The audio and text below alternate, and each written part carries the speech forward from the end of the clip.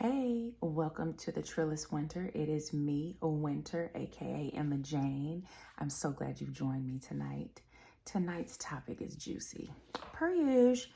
And basically, the topic is you want a boss or a bad bee, but can you handle them? And can you handle the responsibilities that come with these B words? So let's break it down. We are in a culture where if you are on social media, you cannot but help to hear people say how they want a boss. They want a high value man. They want a rich dude. They want the guy with the two and the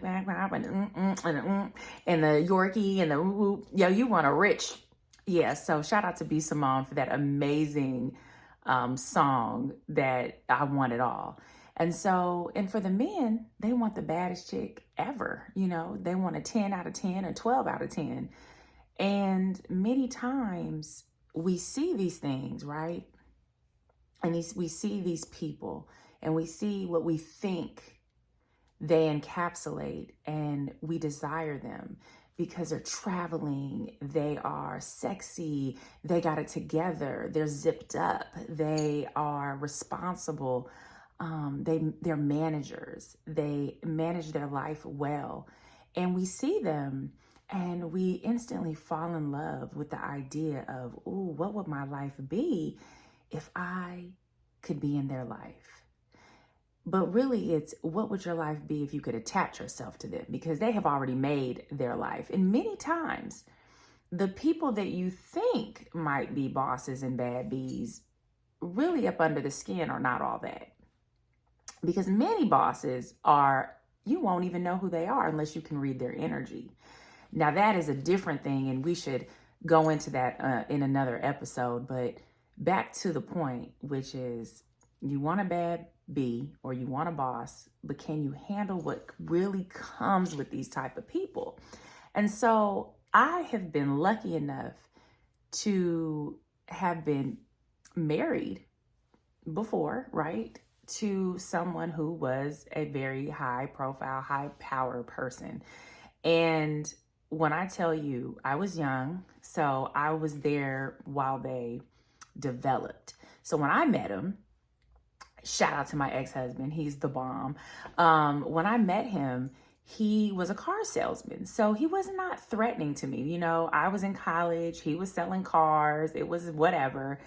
And then as we dated, what he divulged was he was a genius. And how many geniuses do you really meet? Like, truly, so he was like, no, I went to high school when I was 12 and I graduated when I was 15. I went to college when I was 16. And he said, my dream is to become a NASA engineer. And I was like, what? So at 20 something, coming from the hood, I was just like, wow, what a dream. Like, I need to aspire better than this psychology thing that I'm aiming for. Like, wow.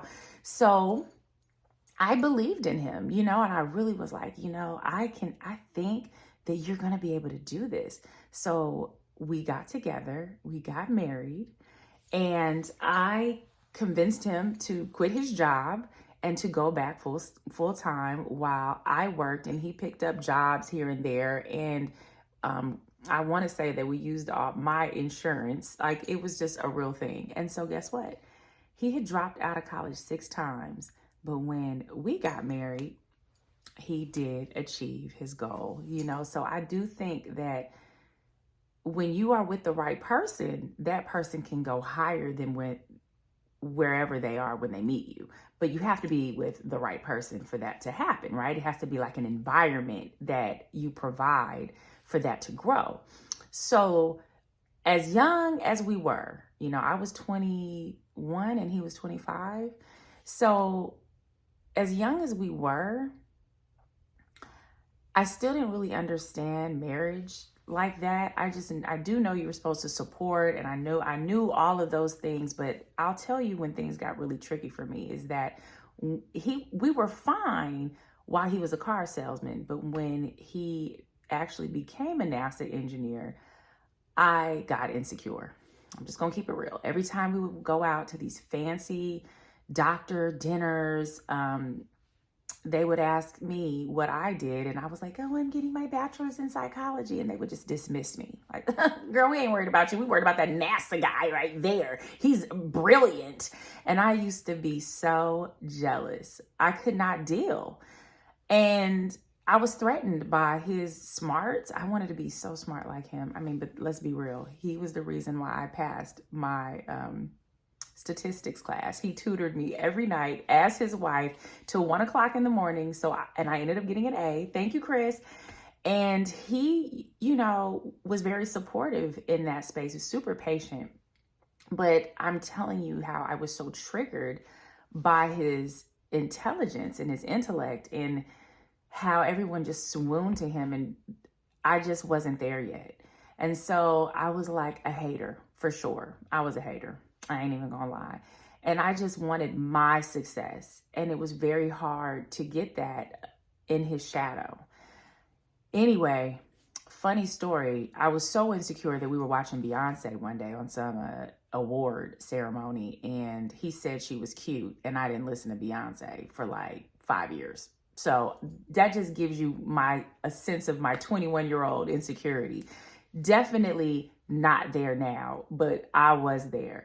And so what I realized, and I learned from that experience, because you need to learn from your experiences, that when you're with somebody who is a boss or has pull or influence, money, things that other women want, you may be triggered by insecurities you didn't even know you had. And that is one part that comes with being with a boss.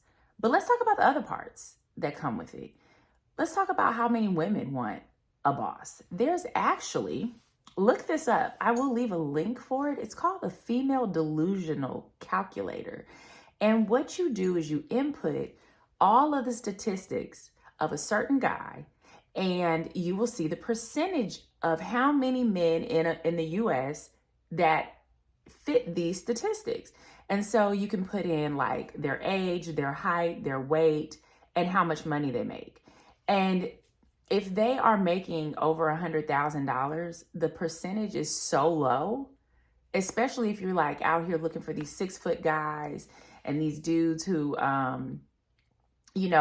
got all the check marks, no felonies, no kids, no all of the things. And next thing you know, you're like, it's like 0.888%. It's crazy, but it's a real calculator based on real statistics from the government. So just to let you know that there's a little amount of the men that women are looking for, and they all have these qualities, but there's not enough for the women.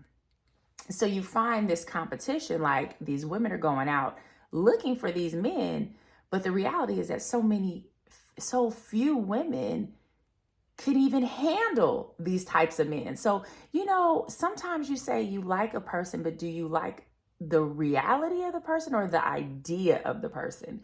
Because the reality is totally different than what you think it is. And it's really, it's a stark difference. So what we see out in the public is just a little snapshot of what their life really is. We're talking about these men are super busy. These men are on the phone all day. They are in meetings. They are running things. They are brainstorming. They're up all night. They are doing dinners. It's a lot. And so if you think about it, you're asking yourself, well, I can handle that. I would love that life, but they're not inviting you to that party. I don't know why. Like, no, you don't just get to stay home and shop and do all the things with a boss and not pay your weight on some level. And so women really want these guys, but they don't know what really comes with it. They are, many times you're not going to be able to schedule dates unless they put you on a calendar.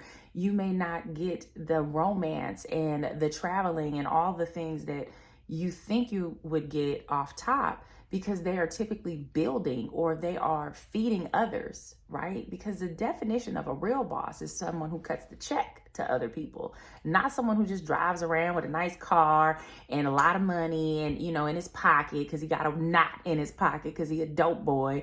Nah, I'm talking about these men are really feeding other people. So there's a concern that they have going on that they have to provide, not just for their family, but for other people. So feeding the streets. And so women are like, oh my God, I would just love to have that. And I would cook for him and I would clean. But let me tell you, they don't need that. Bosses don't need you to do that. Actually, they can afford to buy their own food, okay? A nice home cooked meal would be nice, but they don't need that, right? And the thing is that they don't need you to clean because they can afford a housekeeper. But do you know what they need? And that's why I'm here to help you.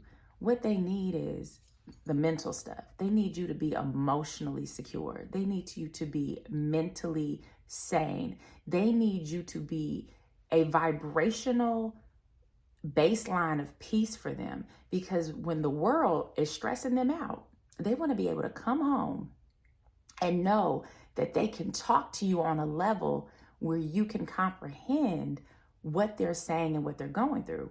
Many times they just want a therapist, really, to just sit there, listen to them, not solve their problems, but to just be able to take that mask off that they're wearing out in the world, and then to come home and to take that off and be vulnerable and drop their ego at the door.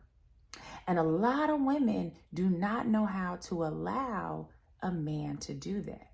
So when I say you want a boss, do you know what comes with that? Because when they're out in public, they got to keep that persona on. But when they come in, they got to take it off sometimes. And a lot of times women don't know how to be empathetic enough to these boss men. So if he's complaining and saying, you know what, I've had a day, you know, I just need to relax. I just need to decompress and play some video games or whatever they do to release stress, go play golf, whatever. You gotta allow them to do that. You gotta give them 30 minutes to get quiet, to decompress, ask, do they need anything? Be there emotionally for them, and then let it go from there. The pushiness, the pressure, all of that, they are already getting enough pressure from other people outside. They don't want to come home to a pressure cooker while you pop because he ain't paying attention to you. Okay, that's just, it is what it is. Now for the men, on the other hand, y'all want the bad bees. And let's be honest, are you secure enough to have a bad bee? Because let me tell you something. Every time you go out, they're going to get hollered at while you're there. Men are going to be looking. They're going to test your security. Are you going to be hot-headed and tripping every time you see a man ogling at your woman? What you going to do? And a lot of times men cannot handle a woman who is out of their league. All right. So another thing is, a bad bee's lifestyle is different than an average woman. She got lashes, she got hair, her makeup, her nails. Let me tell you something. I went to go get my nails done last week.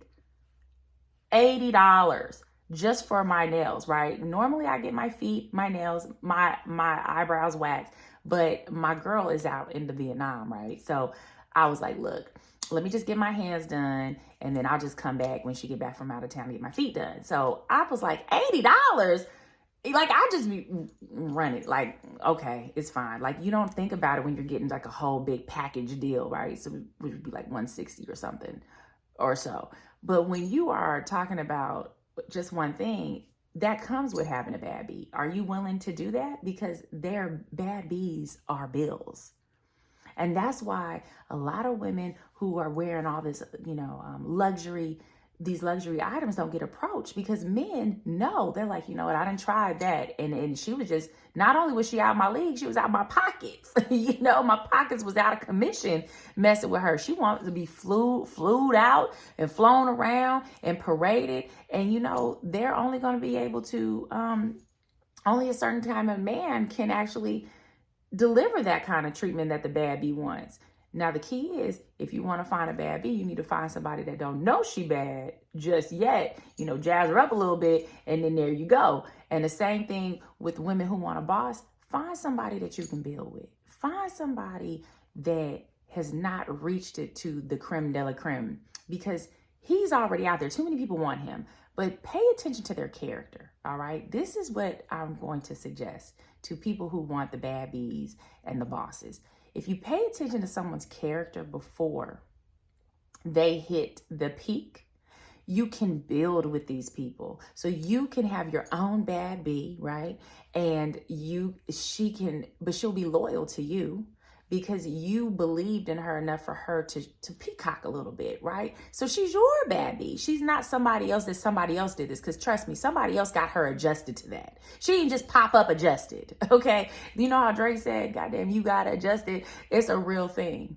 And if you get her adjusted, then, you might just get acrylic, not S&S. You know what I mean? You might get some gel, but, she ain't going to be costing you with the whole long extras and whatnot. You can get her adjusted to the next level, but you got to find somebody who doesn't have the big head yet, right? Because bad bees know they're bad. Like, they ain't there just because, okay?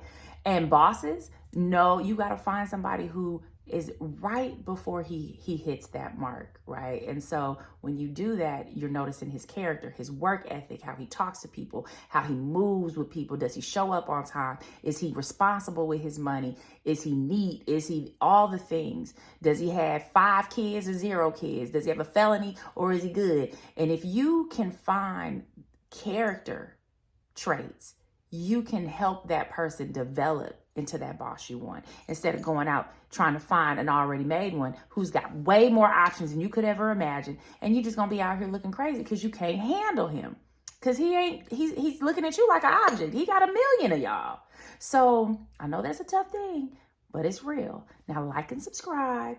Now, leave a comment. Have you ever dated a boss or a bad bee and was just like, this is too much. This is just too much to handle? Or were you intimidated when you got one and they trigger you? I would love to know. Thank you so much for tuning in to Thetrillestwinter. And until next time, you can DM me at Thetrillestwinter. You can Gmail me at Thetrillestwinter. And remember, like and subscribe, or I'm going to cut it. Just kidding. And thank you for showing up tonight. And I'm out. Peace.